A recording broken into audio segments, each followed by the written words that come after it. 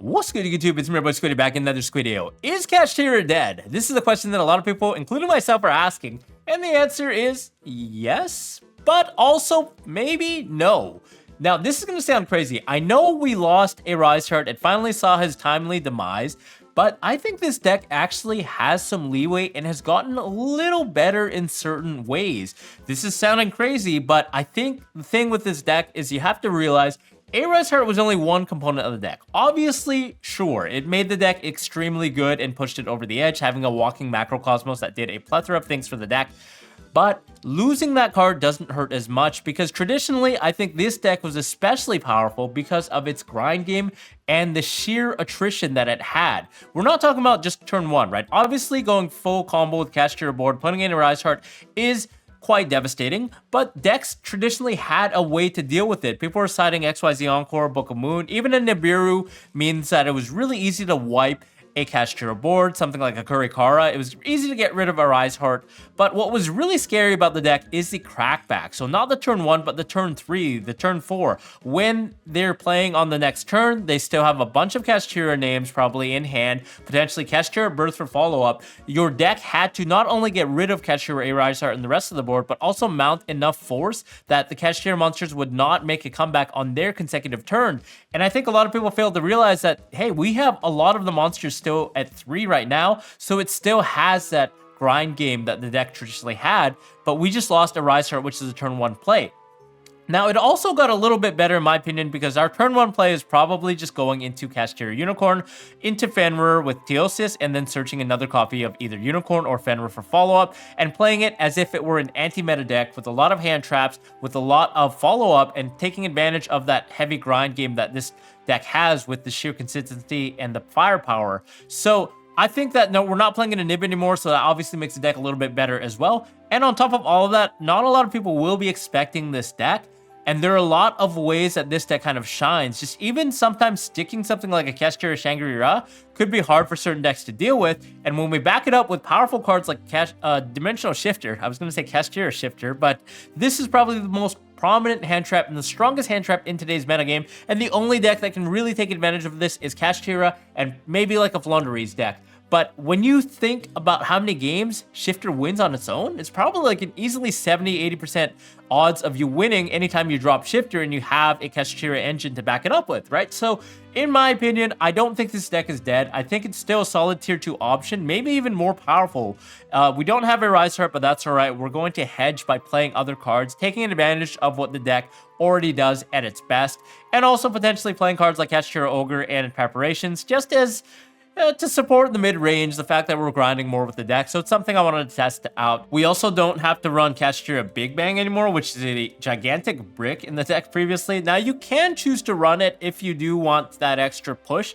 If we are choosing to go for something like a Utopic F-Zero, where we actually need the second body on the board in order to go into another rank 7 to make Utopic Future Draco with. But in my opinion, it's just a brick, and I'd rather focus on this deck being a grindy attrition deck instead of playing bricks. And I also wanted to test out this fancy card, Ghost Reaper and Winter Cherries, because this deck has a lot of extra deck space, especially now that we've lost a Rise Heart. We have a lot of ways to play things like Lord of Yama and Experience Noir and just snipe them with Ghost Reaper. Now, I'm not saying that's an auto win by any means. Purely can still put up a Beauty, backed by hand traps. I think Unchained can also put up the Dog Synchro, the level 2, as well as the Trap card, the Escape. So it's not out of the woods by any means. They're still going to have at least 2 disruptions. Sometimes they can also put up a DDK High King Caesar as well if their hand is good. So it's not a auto-win card, but I wanted to test it out and see how good it really was. You can obviously tailor it to your metagame as well by playing other cards that are prominent for whatever decks are popular in your region. And being a level 3 is really easy for us to normal summon and just go into the Baron de Fleur. Also, having more extra deck space means we could also experiment with other cards like Blackluster Soldier, Soldier of Chaos, and potentially things like number 76, Harmonizer Gradiel, which is just a target your opponent's monster in the graveyard and then attach it. So it's like an anti-Tearlaments or an anti-graveyard strategy. So I wanted to really test this deck. I like how Phantasme also allows you to unbreak your hands and being a level 7. The only caveat is you have to normal summon something like Ghost Reaper to go into either your Donner or go into your Birth and then normal summon. But hey, I thought you guys should definitely test this out. I want to show you guys a couple of different variations in this video, so let's take a look at what this deck does.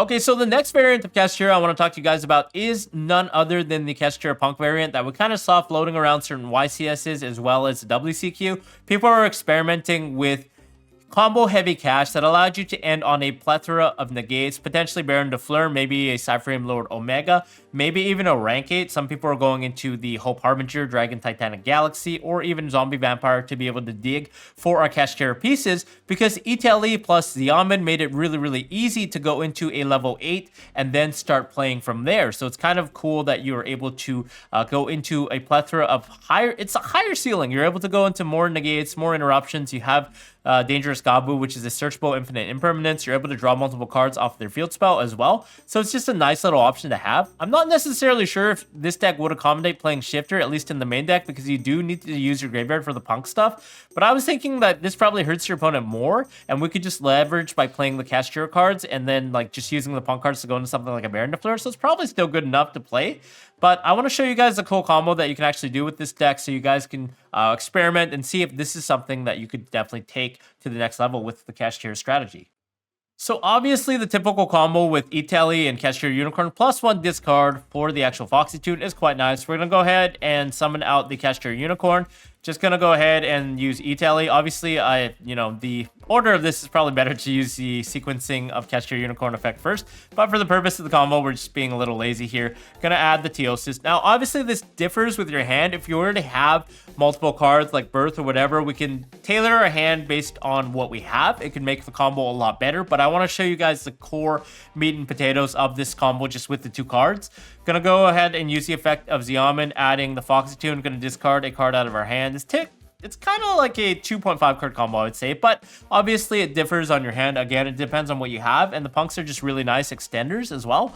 And then from here, we're going to summon out the Shirakusai, pay 600 Diffusion Summon. This is important because we do need to be able to get out our level 5 as well as the Wagon without using our normal summon. So here we can use the effect of Wagon to search for the No P.U.N.K field spell, which allows us to draw multiple cards. So really nice there. And then from here, we're going to Synchro off, but we're going to activate the field spell first because we are going to go into the P.U.N.K Jam Dragon Drive, and then we're paying life points, so we are going to be able to draw a card off of this. Chainlink 2, going to use the Deer Note to bring back a copy of the Wagon. Now, we could have actually brought back the Rising Carp here and then just gone into like a level 8 play or XYZ 8. So if we don't have Kashtira Engine, we could actually just make Zombie Vampire to dig for potential Kashtira name by milling 4 cards, or we could just go into Harbinger, Hope Harbinger if we wanted to as well. So this is just like different things that you could do. Gonna search Madam Spider and then draw a card. So as you can see, we're back to 3 cards in hand, plus the additional 2 cards in our hand to start with the duel, because we start with 5, right?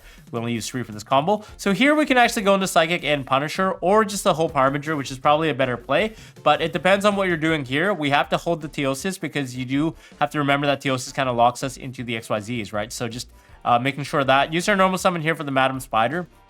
Now, if we did have another way to get Fenrir on the table without using Teosis, we could obviously go into Baron de Fleur before using Teosis, right? Because that's just another negate, and we would have had Hope Harbinger as well. So it depends on your hand, but I want to show you guys just like traditionally with the 2-card combo. So we're going to draw a card off of the field spell, and then we're going to use Teosis to just go in our standard combo. From here, we can obviously search a copy of Unicorn for follow-up, or just go into the Rise card, so we can go into the Shangri-La and have the Fenrir still on the table, so we don't lose to something like a top deck Ash. But it doesn't really matter, I guess. You can see that this combo line is really explosive, really heavy. We do end up with the set trap as well. So instead of Psychic and Punisher, what we could actually have here was the Hope Harbinger as another negate. And then in the standby phase, we summon out another copy of Unicorn. So we just have like a very tough board for them to get rid of, on top of being able to draw multiple cards. We still have, I believe, 4 cards in hand after all this is said and done. And we do have the Dangerous Gabu. We have as well the Dragon Drive in the graveyard to resurrect with his effect. So guys, don't forget about that if they do respond to the Dangerous Gabu. Yeah, this is a really cool combo with this deck. I think there are a lot of combo strings with this deck in particular, and being able to go into other cards like Cyframe Gear Omega as well to rip a card out of their hand. It really depends on how our hand is structured, but it has a really explosive turn 1, I will say. So that's yeah, this deck in general.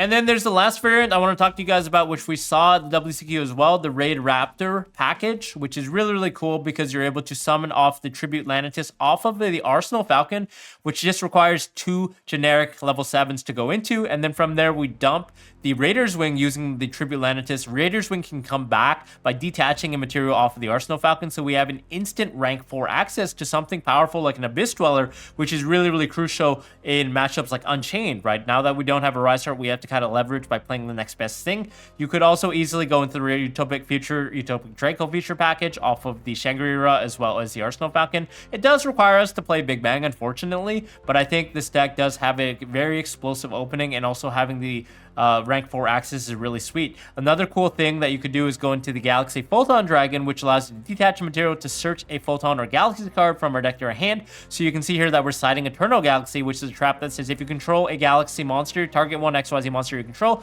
special summon from your extra deck one Photon or Galaxy XYZ monster that's 4 ranks higher than that target. So we're going to use the Photon Dragon to rank up into either 2 options. One is which is the Hope Harbinger for a spell negate. The other, which is the Galaxy Eyes Photon Lord, which is a quick effect monster negate that also destroys a card.